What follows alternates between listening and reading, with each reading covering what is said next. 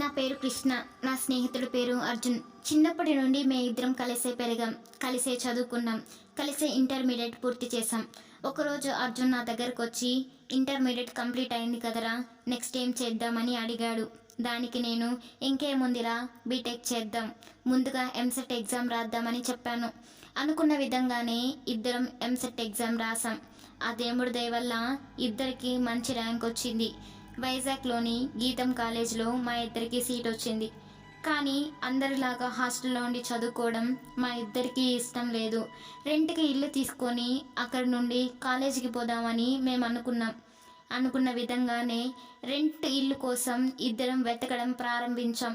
ఎంత వెతికినా బ్యాచిలర్స్కి ఇల్లు ఇవ్వమని అంటున్నారు. ఇల్లు ఇస్తామన్న వాళ్ళు రెంట్ ఎక్కువ చెప్తున్నారు. దీనివల్ల మా ఇద్దరికి ఎక్కడ ఇల్లు కుదరలేదు. తిరిగి వెళ్ళిపోదాం అనుకున్న సమయంలో అర్జున్కి ఒక టూలెట్ బోర్డ్ కనిపించింది. అర్జున్ నాతో ఇలా అన్నాడు, రే, అక్కడ చూడు, టూలెట్ బోర్డు ఉంది. ఒకసారి అక్కడికి వెళ్ళి ఆ ఇంటి ఓనర్తో మాట్లాడదాం. ఆ ఇంటి ఓనర్ ఏం చెప్తారో చూసి మళ్ళీ వెళ్ళిపోదామని అన్నాడు. సరే అని ఇద్దరము ఆ ఓనర్ వాళ్ళ ఇంటికి వెళ్ళాం. అక్కడ ఆ ఓనర్ని పిలిచాం. ఆ ఓనర్ బయట వచ్చి, ఎవరు బాబు మీరు, మీకు ఎవరు కావాలి అని అన్నారు. సార్, టూలెట్ బోర్డ్ చూసి వచ్చాము, మా ఇద్దరికి ఇల్లు కావాలి అని అన్నాం. దానికి, అవునా బాబు, ఒకసారి లోపలికి వెళ్ళి ఇల్లు చూసేసి రండి, మిగతా విషయాలు తర్వాత మాట్లాడదామని చెప్పాడు. నేను అర్జున్ ఇద్దరము లోపలికి వెళ్ళాము. అది 2 బెడ్రూమ్లు ఉన్న ఇల్లు. అది మా ఇద్దరికి బాగా నచ్చింది. ఇద్దరము ఒక్కొక్క బెడ్రూమ్లో పడుకోవచ్చు. ఇద్దరికి మంచి సౌకర్యం ఉంటుందని, ఎలా అయినా ఆ ఓనర్ని ఒప్పించాలని అనుకొని ఇద్దరము బయటకు వచ్చాము. ఆ ఓనర్కి మా విషయాలన్నీ పూర్తిగా చెప్పాము. మేము ఇద్దరం బ్యాచిలర్స్ సార్, మాకు వైజాగ్లో సీట్ వచ్చింది, ఇద్దరం చదువుకోవడానికి గీతం కాలేజీకి వచ్చాము. హాస్టల్లో ఉండేది మా ఇద్దరికి ఇష్టం లేక ఇల్లు తీసుకొని ఉండాలనుకుంటున్నాము అని చెప్పారు. దానికి ఆ ఇంటి ఓనర్, మీరు బ్యాచిలర్స్ అయినా నాకు పర్లేదు బాబు, రెంట్ ఇంత అని చెప్పారు. ఆ రెంట్ కృష్ణకి అర్జున్కి చాలా బాగా నచ్చింది. ఇద్దరము అడ్వాన్స్ ఇచ్చేసి, సార్ నెక్స్ట్ మంత్ ఫస్ట్ వచ్చి మేము ఇద్దరం జాయిన్ అవుతామని చెప్పి సంతోషంగా నేను అర్జున్ మా ఊరికి తిరిగి వెళ్ళిపోయాము. ఊరికి వెళ్ళిన తర్వాత నెక్స్ట్ మంత్ ఫస్ట్ వచ్చేసింది. ఇద్దరము లగేజీలు తీసుకొని మేము చూసిన ఇంటికి వెళ్ళిపోయాము. ఆ రోజు కాలేజీకి పోకుండా ఇద్దరము లగేజీలు సర్దుకొని వంట చేసుకొని తినేసి హ్యాపీగా పనుకొని మార్నింగ్ లేచి నేను అర్జున్ కాలేజీకి వెళ్ళాము. అలా 2 వారాలు బాగానే జరిగింది. ఇద్దరికి ఏ సమస్య లేదు. సంతోషంగా ఆ ఇంట్లో ఉన్నాము. ఒకరోజు అమావాస్య 1 అవుతుంది. కిచెన్లో నుండి ఎవరో ఏడుస్తున్నట్టు నాకు శబ్దం వచ్చింది.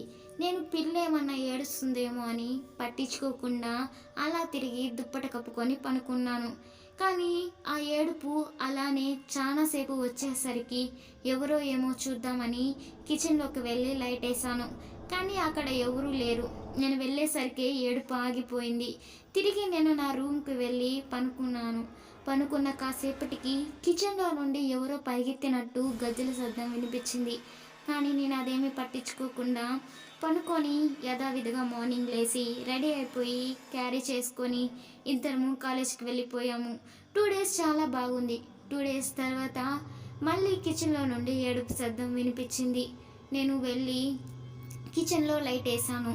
ఎవరో కిటికీ దగ్గర నల్లటి ఆకారం నిలబడుకున్నట్టు నాకు కనిపించింది. లైట్ వేసే కుందుకు ఆ నల్లటి ఆకారం మాయమైపోయింది. నేను ఇది నా భ్రమ, నిజమా, అసలు ఇక్కడ ఏం జరుగుతుంది అని కిచెన్లో నుండి బయట వచ్చి అర్జున్ రూమ్ వైపు చూశాను. అర్జున్ రూమ్లో లైట్ వెలుగుతుంది. అర్జున్కి చాలా భయం.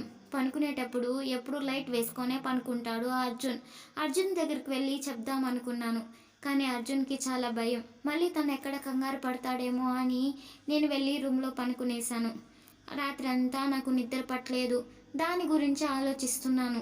అలానే తెల్లారైంది. లేచి రెడీ అయ్యి వంట చేసి తినేసి క్యారీస్ తీసుకొని నేను అర్జున్ యథావిధిగా కాలేజీకి వెళ్ళిపోయాము. కాలేజీకి వెళ్ళిన తర్వాత కూడా నాకు ఆ సంఘటనే గుర్తొస్తుంది. అసలు ఎవరు అక్కడ, ఎందుకున్నారు, ఎందుకు నాకే ఇలా కనిపిస్తుందని ఆలోచిస్తున్నాను. ఇంటికి వచ్చేసిన తర్వాత బ్యాగ్స్ పెట్టి ఫ్రెష్ అప్ అయ్యి వెళ్ళి పనుకునేసాము. పనుకున్న తర్వాత ప్రతిరోజులాగానే మళ్ళీ నాకు ఏడుపు శబ్దం వినిపించింది. కానీ నేను ఈసారి లైట్ వేయకుండా నా ఫోన్ తీసుకొని శబ్దం చేయకుండా మెల్లగా నడుస్తూ కిచెన్ వైపు వెళ్ళాను.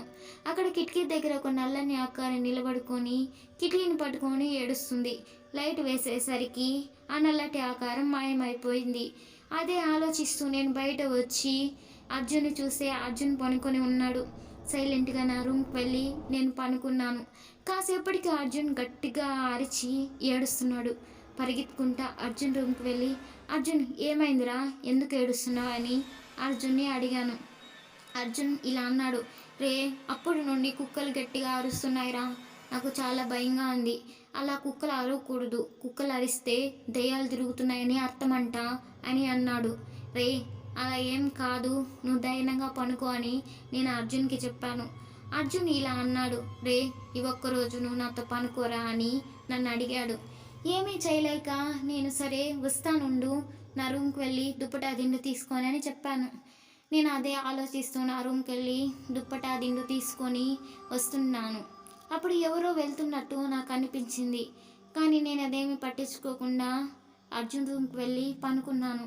కాసేపటికి నాకు దాహం వేసింది. చూస్తే వాటర్ బాటిల్ లేదు. వాటర్ బాటిల్ నా రూమ్లోనే మర్చిపోయాను. నేను వాటర్ బాటిల్ తీసుకొని వద్దామని నా రూమ్కి వెళ్ళి వాటర్ బాటిల్ తీసుకొని కిచెన్లోకి వెళ్ళి వాటర్ పట్టుకుంటూ ఉన్నాను. నా భుజం పైన ఎవరో చెయ్యి వేసి నన్ను పిలుస్తున్నట్టు అనిపించింది. వెనక్కి తిరిగి చూశాను, అక్కడ ఎవరూ లేరు. మళ్ళీ వాటర్ పడుతూ ఉన్నప్పుడు మళ్ళీ ఎవరో భుజం పైన చెయ్యి వేసినట్టు అనిపించింది. వెనక్కి తిరిగి చూస్తే ఒక నల్లటి ఆకారం నా వెనకాల నిల్చుని ఉంది. తనకి మోకాల వరకు ఎంటుకలు ఉన్నాయి. మొహము ఒళ్ళంతా ఘాట్లు. తన కళ్ళల్లో నుండి రక్తం కారుతుంది. తన ముఖం చాలా భయంకరంగా ఉంది. అది చూసిన నాకు కాలు చేతులు ఆడటం లేదు, నోట్లో మాట రావటం లేదు. ఆ నుండి పారిపోదామని ప్రయత్నిస్తున్నా నా కాళ్ళల్లో చలనం లేదు. గట్టిగా అర్జున్ అర్జున్ అని పిలుస్తున్నా నా నోట్లో నుండి ఒక మాట కూడా బయట రావట్లేదు. ఆ నల్లటి ఆకారం నా కళ్ళలో కళ్ళు పెట్టి చూస్తూ నన్ను కాపాడు కాపాడు అంటుంది. అలా అనేసరికి ఒక్కసారిగా నేను కళ్ళు తిరిగి కింద పడిపోయాను. మళ్ళీ ఏం జరిగిందో నాకు తెలీదు. ఒక గంట తర్వాత నిద్ర లేచి చూస్తే నేను అర్జున్ బెడ్రూమ్ పైన పనుకొని ఉన్నాను. అర్జున్ నా కళ్ళ చూసి, ఏమైందిరా నీకు, ఎందుకు కళ్ళు తిరిగి పడిపోయావు, వాటర్ కోసం వెళ్ళావు కదా అని నన్ను అడిగాడు. నా కళ్ళల్లో నీళ్ళు వస్తూ అర్జున్కి జరిగిన విషయం అంతా చెప్పాను. అర్జున్ తెల్లారుజామున లేచి తన లగేజ్ అంతా తీసుకొని, నేను ఇక్కడ ఉండనురా, తెచ్చి తెచ్చి నన్ను దెయ్యాల కొంపలో వేసావా, నేను ఇక్కడ నుండి వెళ్ళిపోతానని బయలుదేరాడు. ఇంకా అర్జునే వెళ్ళిపోతే నేనేం చేయాలని ఓనర్కి కూడా ఒక మాట చెప్పకుండా ఇద్దరం లగేజులు తీసుకొని వెళ్ళిపోయాం. అక్కడ నుండి వెళ్ళిపోయిన తర్వాత కూడా నాకు ఒకే ఆలోచన, ఆ అమ్మాయి ఎవరు, తన మొహం అంతా ఎందుకు ఘాట్లు ఉన్నాయి, నన్ను చూసి ఎందుకు కాపాడు కాపాడని అనిందో నాకు అర్థం కాలేదు. నా క్లాస్మేట్ ఒక అబ్బాయి ఆ ఈదిలోనే చిన్నప్పటి నుండి ఉంటున్నాడు. ఆ అబ్బాయి దగ్గరికి వెళ్ళి నేను ఆ ఇంటి గురించి చెప్పాను. నాకు అర్జున్కి జరిగింది మొత్తం చెప్పాను. అప్పుడు ఆ అబ్బాయి, మీరు ఆ ఇంట్లో ఉన్నారా, ఆ ఇంట్లో 3 సంవత్సరాల క్రితం ఒక అమ్మాయి ఉండేదని, ఆ అమ్మాయి చాలా అందంగా ఉండేదని, ఆ అమ్మాయి కాలేజీలో అమ్మాయితో పాటు చదివే ఒక అబ్బాయి ఆ అమ్మాయిని బాగా ఏడ్పించేవాడని, ఆ అమ్మాయి ఒకసారి వెళ్ళి పోలీస్ స్టేషన్లో కంప్లైంట్ చేసిందని, ఆ అబ్బాయి ఒక రాత్రి ఆ ఇంటికి వచ్చి ఆ అమ్మాయిని కత్తితో పొడిచి తన ముఖం అంతా కొట్టేసి ఆ అమ్మాయిని చంపేసి వెళ్ళిపోయాడని చెప్పాడు. అప్పటి నుండి ఆ రూమ్లో ఎక్కువగా ఎవరు ఉండట్లేదని, అమావాస్య రోజు అక్కడ నుండి శబ్దాలు వస్తున్నాయని, మీరు ఎందుకు ఆ ఇంట్లో ఉన్నారని చెప్పి కృష్ణతో అన్నాడు. కృష్ణ అవునా సరే అని చెప్పాడు. ఇప్పటికి కూడా మనం ఎక్కడైనా రెంట్కి ఇల్లు తీసుకోవాలంటే ఆ ఇంటి గురించి పూర్తిగా తెలుసుకొని రెంట్ తీసుకోవాలి. మీకు ఈ స్టోరీ ఎలా ఉందో కామెంట్ చేయండి. వీడియో నచ్చితే ఖచ్చితంగా లైక్ చేయండి. Thanks for watching.